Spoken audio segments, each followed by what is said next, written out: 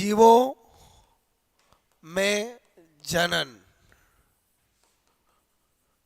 Reproduction in organism. दो तरीके होते हैं, एक होता अलैंगिक जनन, एक होता है लैंगिक जनन। सेक्सुअल रिप्रोडक्शन और एक होता है सेक्सुअल रिप्रोडक्शन। ओके दोस्तों, सबसे पहला पॉइंट, इसमें एक ही जनक यूनिपेरेंटल, ठीक है। मैंने कहा एक ही जनक भाग लेता है, ठीक है। यानी ये कैसी हुई? Uniparental. क्या हुई बोलो? यूनि पेरेंटल, ठीक है। जबकि लैंगिक जनन के अंदर इसमें दो जनक, ठीक है, मेल फीमेल दोनों भाग लेते हैं। यानी ये क्या हुई बोलो? By parental. ओके, दूसरा पॉइंट, जो अलैंगिक जनन होता है इसमें निषेचन, फर्टिलाइजेशन नहीं होता है। जबकि लैंगिक जनन में निषेचन होता है। उसके बाद इसमें विभिन्नताएं उत्पन्न नहीं होती है। जबकि लैंगिक जनन के अंदर इसमें क्रॉसिंग ओवर, जीन विनिमय, ठीक है, होने के कारण विभिन्नताएं, वेरिएशन होती है, उत्पन्न होती है। नंबर 4 की बात करें, नंबर 4 पॉइंट की बात करें, यह सरल एंड तीव्र होता है। जबकि कंपैरेटिवली जो लैंगिक जनन होता है यह जटिल, ठीक है, होता है। उसके बाद और बात करें, नंबर 5, एक तरफ अलैंगिक है और एक तरफ लैंगिक है, ठीक है। इसमें केवल समसूत्री विभाजन,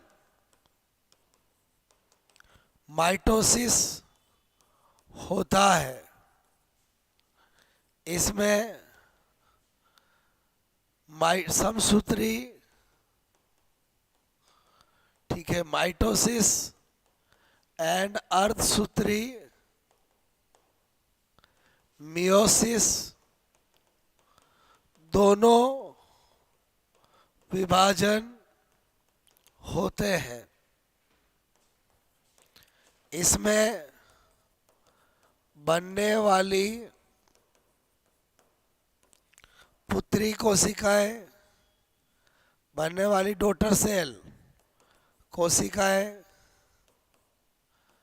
आपस में भी समान होती है तथा जनक के भी समान होती है। और लैंगिक जनन के अंदर इसमें बनने वाली पुत्री कोशिकाएं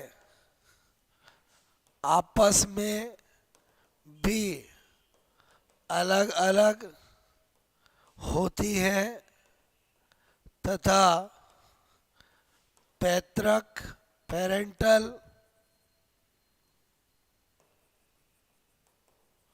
से भी भिन्न भिन्न होती हैं। तो दोस्तों, आपको सबसे पहले जीवों में जनन में लैंगिक जनन और अलैंगिक जनन में अच्छे से अंतर पता होना चाहिए। क्लियर? अभी आपको पता होना चाहिए लैंगिक जनन एक जटिल प्रक्रिया है, जबकि अलैंगिक जनन एक सरल प्रक्रिया है। क्लियर? ओके। उसके बाद बात करें अलैंगिक जनन के प्रकार, types of A sexual reproduction. Okay, इसमें आपको मैं टू द पॉइंट एग्जाम में जो आता है वो बता रहा हूं। एक आपको पता होना चाहिए मुकुलन, बडिंग, ठीक है। एक होता है द्विविखंडन,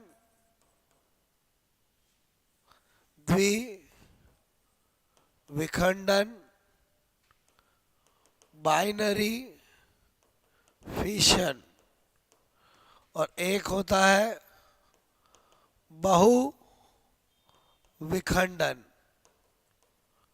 मल्टीपल फिशन। ठीक है। तो दोस्तों, नाम से ही पता चल रहा है कि इसमें क्या होगा कि कोई भी ओवरग्रोथ जो होगी, ये ओवरग्रोथ, ठीक है, वही बोलो क्या बना लेती है जीव, उसी को क्या बोलते हैं? मुकुलन। ऐसा हाइड्रा में मिलता है, ईस्ट में मिलता है। क्लियर? ओके। मल्टीपल विजन की बात करें, इसमें आपसे मैं कह रहा हूं कि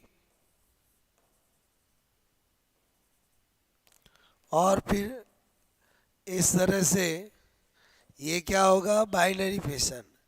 ऐसा अमीबा पैरामीशियम में मिलता है। बहुविखंडन की बात करें, जिसके अंदर, ठीक है, बहुत सारे स्पोर और फिर सभी क्या कर लेंगे? बहुत सारे, आपसे मैं कह रहा हूं, बन जाएंगे। तो इसी ऐसा एग्जाम्पल प्लाज्मोडियम में मिलता है। अमीबा में बाइनरी और मल्टीपल दोनों मिलते हैं। क्लियर? तो मेरे कहने का मतलब है दोस्तों, कंपटीशन एग्जाम के अंदर यही चीज आती है कि मुकुलन किस में मिलता है। आपको टू द पॉइंट बात पता होनी चाहिए। डायग्राम में मैंने एकदम शॉर्ट में बताया है। आपको बस यही पूछा जाता है मुकुलन किस में मिलता है, मल्टीपल विजन किस में मिलता है। आई होप आपको अलैंगिक जनन, उसके प्रकार समझ में आए होंगे। जब हमने लैंगिक के साथ अलैंगिक के डिफरेंस कर लिए तो अलैंगिक की सारी बातें भी पता चल गई कि अलैंगिक यूनिपेरेंटल होता है, उसमें विभिन्नताएं उत्पन्न नहीं होती है, उसमें निषेचन नहीं होता है, केवल माइटोसिस होता है। उसमें जो बनती है वो सेल्स आपस में समान होती है और जनक के भी समान होती है। क्लियर? एक क्वेश्चन एग्जाम में आता है, क्या हम अलैंगिक जनन में बनने वाले को क्लोन कह सकते हैं क्या?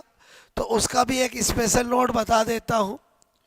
मैंने कहा क्लोन, ठीक है, तो क्लोन का हम क्या कह सकते हैं? वह पुत्री कोशिकाएं जो आकारिकी रूप से तथा आनुवांशिक रूप से समान होती है, उन्हें क्लोन कहते हैं। ठीक है? ये आपको हमेशा ध्यान रखना है कि जो मॉर्फोलॉजिकली और जेनेटिकली दोनों रूप से, यानी अलैंगिक जनन में बनी ऐसी आकार की और मॉर्फोलॉजिकली और जेनेटिकली सेम होती है, उनको हम क्लोन कह सकते हैं। ओके, तो ये आप थोड़ा ध्यान रखिए। बाकी आपको मैंने लैंगिक अलैंगिक में अंतर बताया, वो आपको समझ में आया होगा। क्लियर? बेस्ट ऑफ लक, अच्छे से पढ़ते रहें और मस्त रहें।